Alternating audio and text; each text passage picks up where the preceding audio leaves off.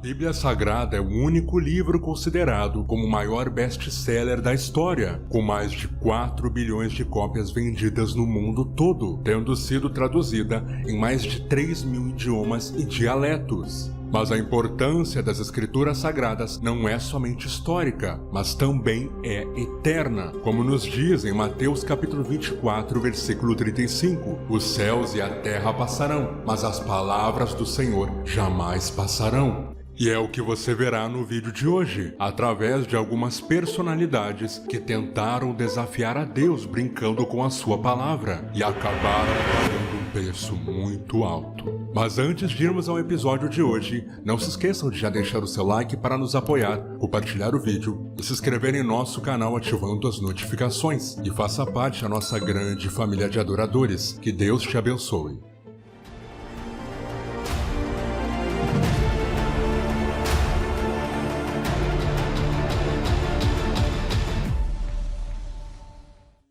A Bíblia Sagrada é o único livro no mundo que jamais poderá ser alterado, mudado ou esquecido ao longo dos anos. E todos aqueles que tentam fazer algo semelhante com as Escrituras sofrem graves consequências, como está escrito em Apocalipse capítulo 22, versículo 18 a 19, que nos adverte: declaro a todos os que ouvem as palavras da profecia deste livro, se alguém lhe acrescentar algo, Deus lhe acrescentará as pragas descritas nesse livro. Se alguém tirar alguma palavra deste livro de profecia, Deus tirará dele a sua parte na árvore da vida e na cidade santa que são descritas neste livro.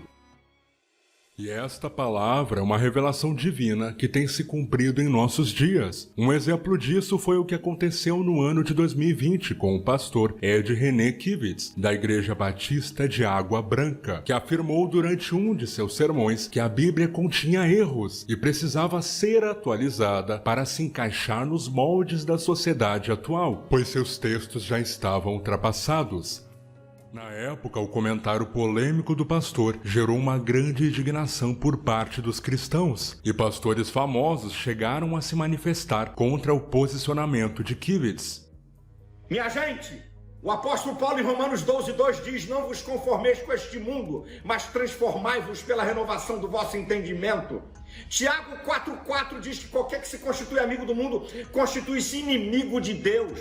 A palavra de Deus, ela é viva e eficaz, ela é inerrante, ela não precisa ser atualizada por homem nenhum para adaptar a vida de pecado das pessoas. Tudo que discorda da Bíblia não é uma voz que vem de Deus. Um dos primeiros princípios que a gente tem que aprender: quando eu sei que é Deus que está falando, Deus sempre concorda com aquilo que Ele falou, Deus sempre concorda com a palavra escrita. A Bíblia é a palavra de Deus, ela é imutável, ela é infalível. Então, eu quero deixar esse texto para você. Seja quem for, seja o artista que for, seja o pregador que for, seja o famoso que for, se essa pessoa ela está colocando dúvida a respeito da palavra de Deus, essa pessoa não pode ser usada por Deus, ela não pode estar sendo usada por Deus. A Bíblia, ela é a palavra de Deus, fiel. A Bíblia fala que ela é justa para reprimir, para corrigir, para ensinar na justiça. A Bíblia não é jamais um livro ultrapassado, nunca o será. A Bíblia não precisa de atualização, porque ela é a palavra viva de Deus que se renova a cada manhã. Cai a erva, murcha-se a flor, mas a palavra do Senhor permanece eternamente. Só dele falar que a Bíblia precisava ser alterada, foi gerada consequências tão negativas para o pastor que ele precisou vir a público para se explicar e afirmou que estava triste com a repercussão do caso. Porém, nem o seu pronunciamento conseguiu reverter a decepção que o pastor se tornou para grande parte da comunidade evangélica. Mas as consequências de mexer com a palavra do Senhor não param por aí.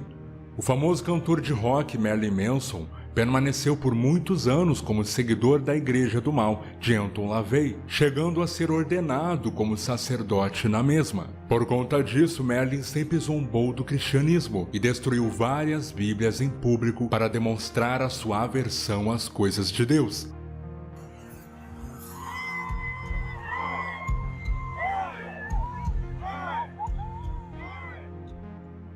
Mas Mas ninguém poderia imaginar que o cantor pagaria um preço muito alto por tocar nas escrituras sagradas. No ano de 2017, após Merlin queimar uma Bíblia no palco, o cenário cedeu sobre ele durante um dos seus shows em Nova York, e o cantor foi hospitalizado às pressas, tendo que cancelar todas as suas próximas apresentações. Meses depois, após este episódio, o cantor foi alvo de várias polêmicas envolvendo a sua vida pessoal, o que fez sua carreira musical chegar ao fundo do poço. E o mais impressionante é que na hora que mais necessitou, Marilyn Manson precisou recorrer a Deus ao ser evangelizado pelo rapper cristão Kanye West. Kanye convidou o roqueiro para participar de seu novo álbum gospel chamado Donda, e desde então, o cantor tem sido visto em vários cultos religiosos, ao lado do rapper e de Justin Bieber.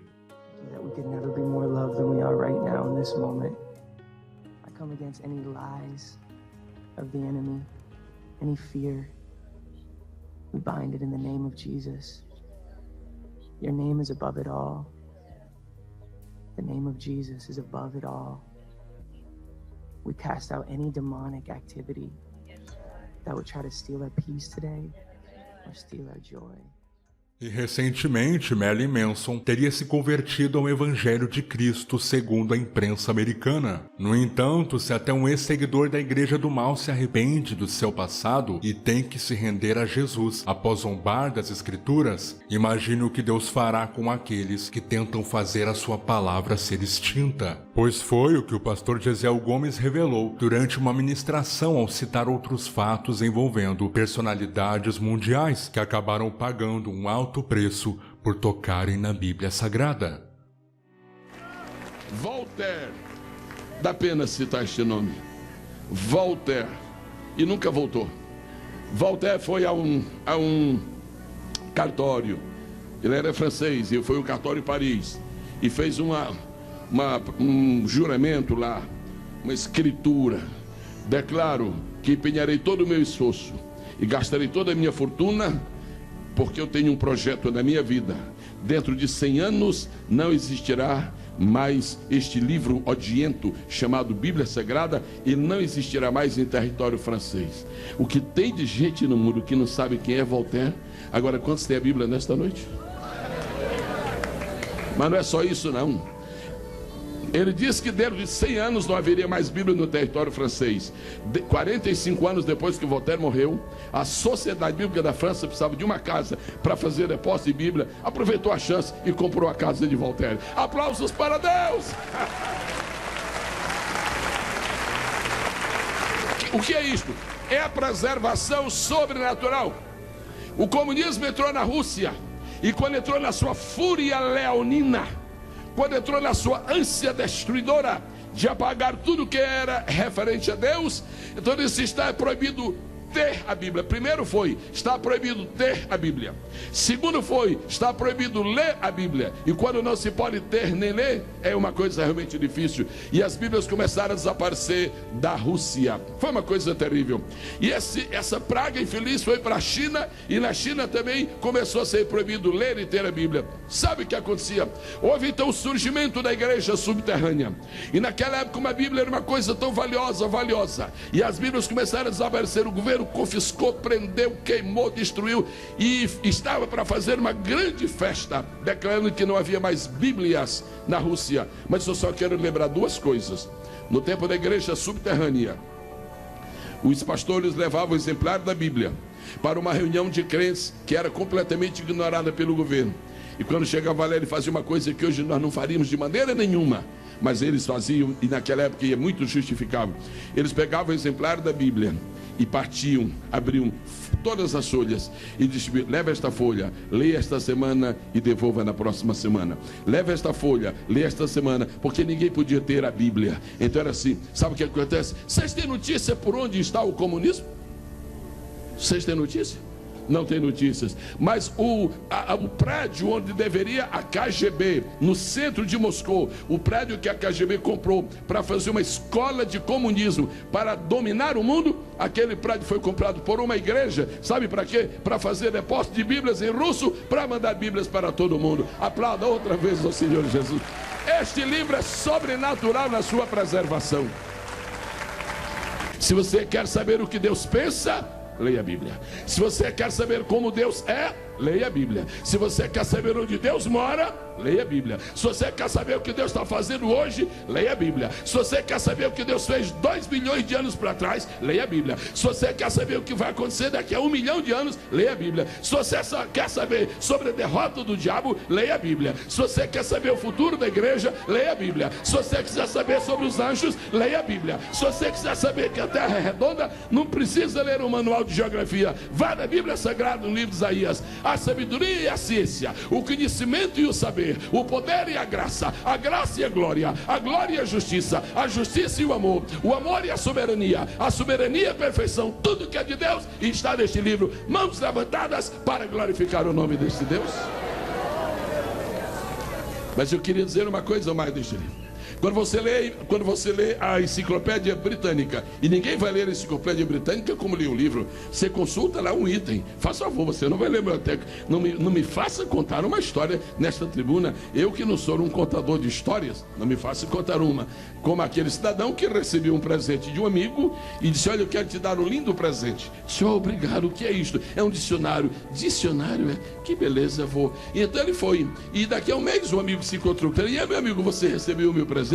Eu recebi o seu presente. E que tal? Eu disse: eu gostei, eu estou lendo tudo. Só tem uma coisinha que eu estou assim um pouquinho desconfiado, mas está tudo bem. O que é? Isso é o seguinte: ele muda de assunto toda hora.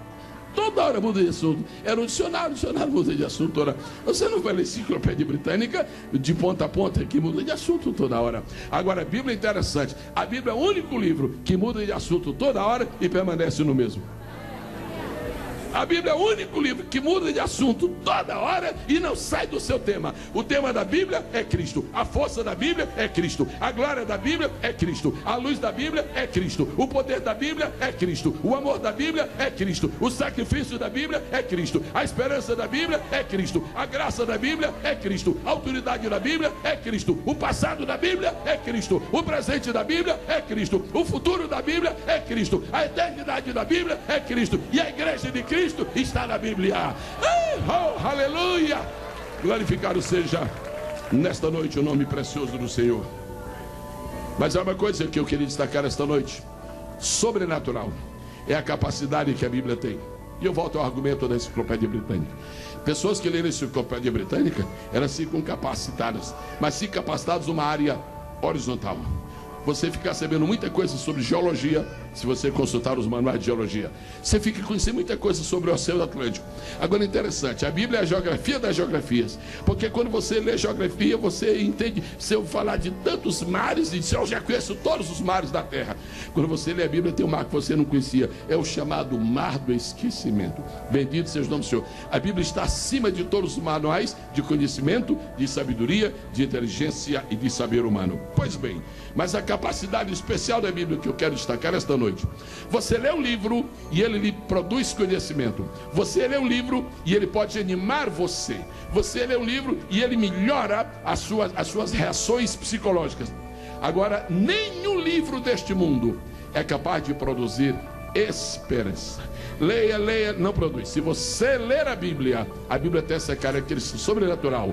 O mais desesperado dos homens, quando lê a Bíblia, ele vê surgir um raio de esperança no seu caminho. A mais desgraçada das mulheres nesta vida, quando lê a Bíblia, ela encontra esperança de perdão. O pior dos assaltantes deste mundo, quando lê a Bíblia, descobre que o perdoador está lhe oferecendo perdão. Quantos aqui nesta noite encontraram esperança pela Bíblia? Levantem sua mão direita e glorifiquem o nome do Senhor. Fiquem com a mão direita levantada. Quantos nesta noite declaram que enquanto tem lido a Bíblia, tem recebido paciência e consolação? Levantem a outra mão. Agora, por favor, aplaudam a quem é responsável pela Bíblia. Amém.